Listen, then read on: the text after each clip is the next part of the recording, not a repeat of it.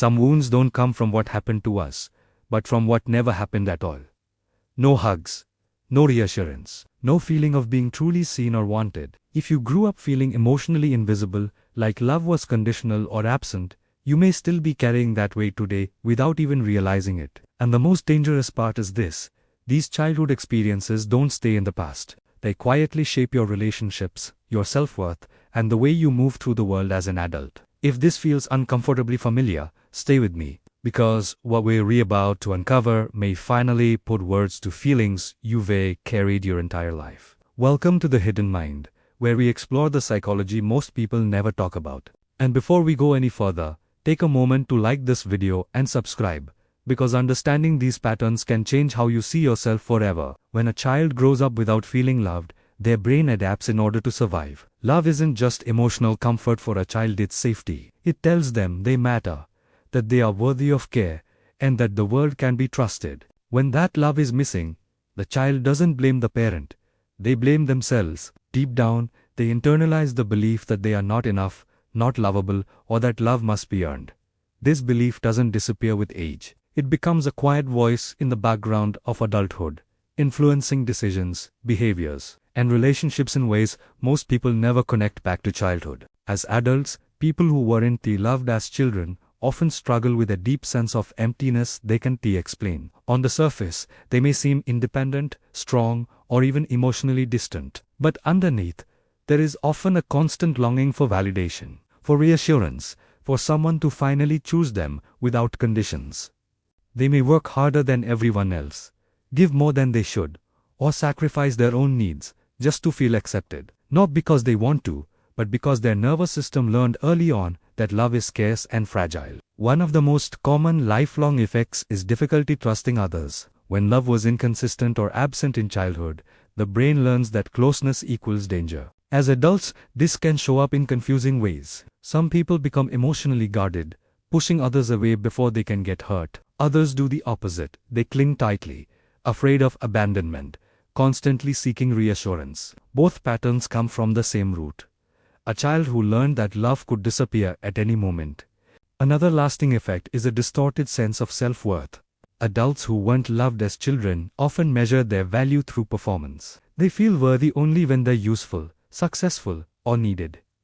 Rest feels uncomfortable. Receiving love without doing something in return feels suspicious. Compliments feel undeserved. Deep down, there's a belief that if they stop proving themselves, they'll be forgotten or replaced. This isn't insecurity, it's survival programming. Many of these adults also struggle with emotional regulation. When emotions weren't welcomed or soothed in childhood, the brain never learned how to process them safely. As a result, emotions in adulthood can feel overwhelming or confusing. Some people shut down emotionally, feeling numb or disconnected. Others feel everything too intensely, crying easily, overthinking, or feeling deeply affected by rejection or criticism.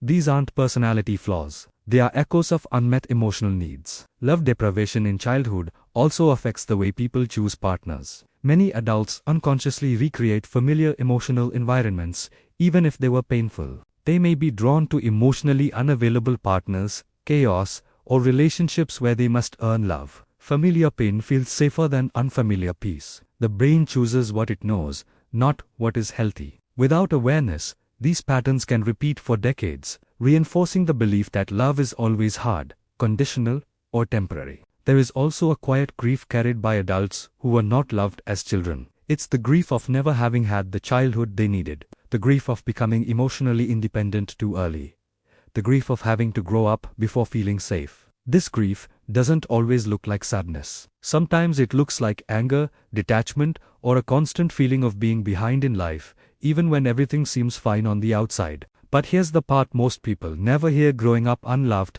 does not mean you are broken.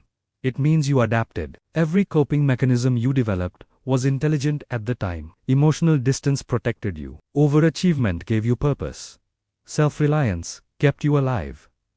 These traits are not weaknesses. They are signs of resilience. The problem isn't who you became, it's that you were never taught you could rest, receive, or feel safe in love. Healing begins with awareness. When you recognize that many of your struggles didn't start with you, shame begins to loosen its grip. You stop asking, "What's wrong with me?" and start asking, "What happened to me?" That shift alone can be life-changing. At the Hidden Mind, we believe understanding is the first step toward reclaiming your emotional freedom. Learning to love yourself as an adult isn't about pretending the past didn't hurt. It's about giving yourself what you never received: patience, compassion, safety, and understanding. It's about learning that love doesn't have to be earned, chased, or proven. It can be steady, it can be calm, it can be safe. If you grew up without feeling loved, it doesn't mean you're incapable of healthy relationships. It means you may need to learn them consciously instead of instinctively, and that is not a weakness.